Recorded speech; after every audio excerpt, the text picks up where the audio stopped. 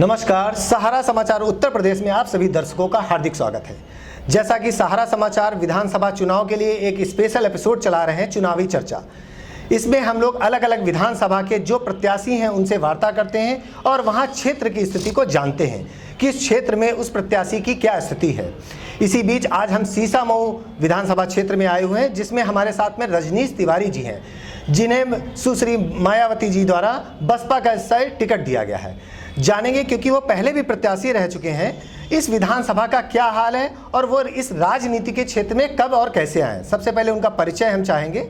जी नमस्कार तिवारी जी। नमस्कार।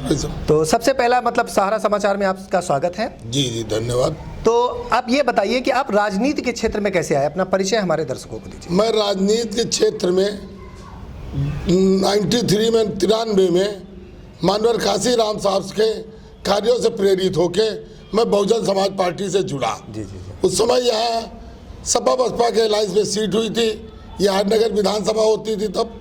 तो यहाँ पे एक वाल्मीकि समाज के व्यक्ति को चुनाव लड़ा रहे थे, तो यहाँ पे उन्होंने हमको उसका चुनाव संयोजक बना के शामिल किया था। जी जी। और इसके अलावा मैं इसी विधानसभा में पैदा हुआ हूँ, यहीं बड़ा हुआ हूँ और यहीं राजनीति कर रहा हूँ। तो जैसा कि आपकी विधानसभा से इरफान सोलंकी जी पूर्व विधायक रहे हैं, इस समय तो प्रत्याशी हैं वो। हाँ हाँ।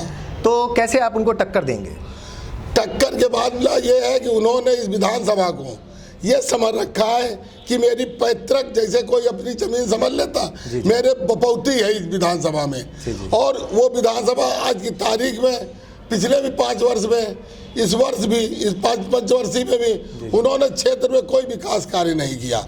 विकास कार्यों से मतलब ये कि न क्षेत्र में सड़कों के लिए वो कराया, न नालियां बनवाई, न अंदर की गलियां जो पीछे, ये असल में पुरानी आबादी का क्षेत्र है। और इस आबादी में हर मकान के पीछे जो भी विकास पालिका ने विकास कराया, उसमें पीछे गली जरूर दी गई है। बहुत बढ़िया। तो जैसा कि आपको बसपा से आप प्रत्याशी हैं, तो आपकी जो बसपा अध्यक्ष हैं सुश्री मायावती जी, तो वो चुनाव में बहुत देर से आई, मतलब उनका सपोर्ट नहीं है। जैसे कि देखें, अखिलेश यादव हो गए, योगी आदित्यनाथ हो गए और सभी पार्टियां बहुत एक्टिव रही, तो इसका क्या कारण है?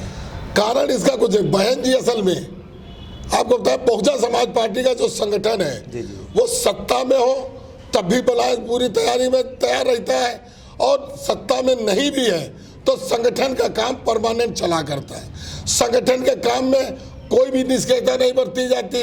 जितने भी जोनल होते हैं या सेक्टर प्रभारी होते, जो भी होते, वो बराबर हर महीने मॉनिटरिंग होती, हर महीने मीटिंग होती, सत्ता हो तब भी। लेकिन बहन जी को मालूम है, मुझे विश्वास है कि मेरे पास जो मेरा वोट है और उसके अलावा जो सर्वजन हिताय सर्वजन सुखाय की बात करके आई हैं, जो अन्य जातियों का भी वोट है, वो बहन जी के साथ पूरी ईमानदारी के और पूरी तल्लीनता से 2007 वाली स्थिति पुनः बहन जी की आएगी, फिर सरकार बनाएंगी।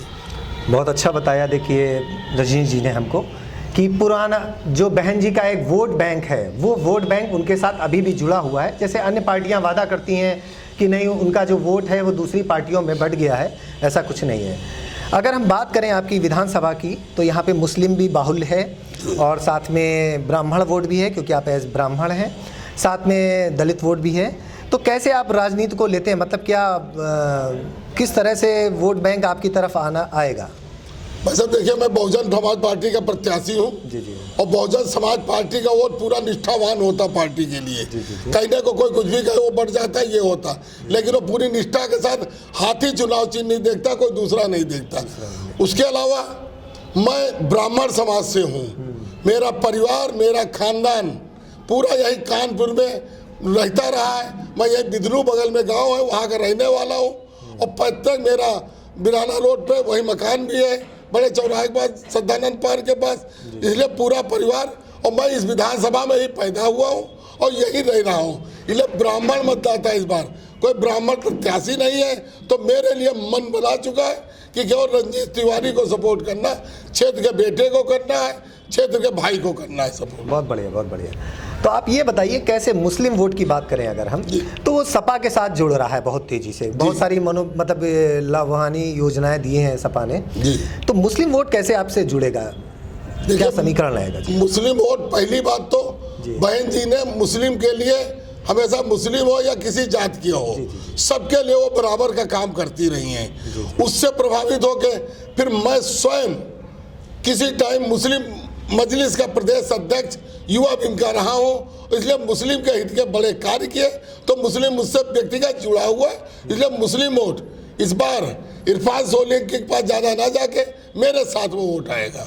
बहुत बढ़िया बताया इन्होंने कि मुस्लिम वोट भी इनके साथ जुड़ रहा है, क्योंकि जो यहाँ का समीकरण बना हुआ है ब्राह्मण, मुस्लिम और दलित का, वो सब इनके साथ जुड़ने का प्रयास कर रहा है। तो आपके क्या मुद्दे रहेंगे, किस मुद्दे पर आप जनता के बीच जाकर इस चुनाव को लड़ना चाह रहे हैं? देखिए भाई साहब, मैं कोई पूंजीपति हूँ नहीं जी, बहुत गरीब परिवार का हूँ।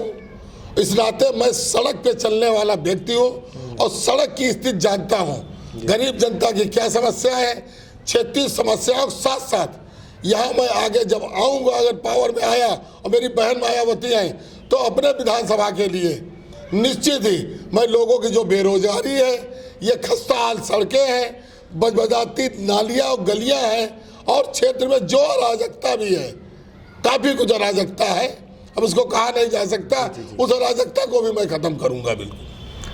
तो बहुत अच्छा, देखिए रजनीश तिवारी जी ने बताया कि उनका वोट का मतलब वोट मांगने का जो मुद्दा रहेगा वो विकास रहेगा।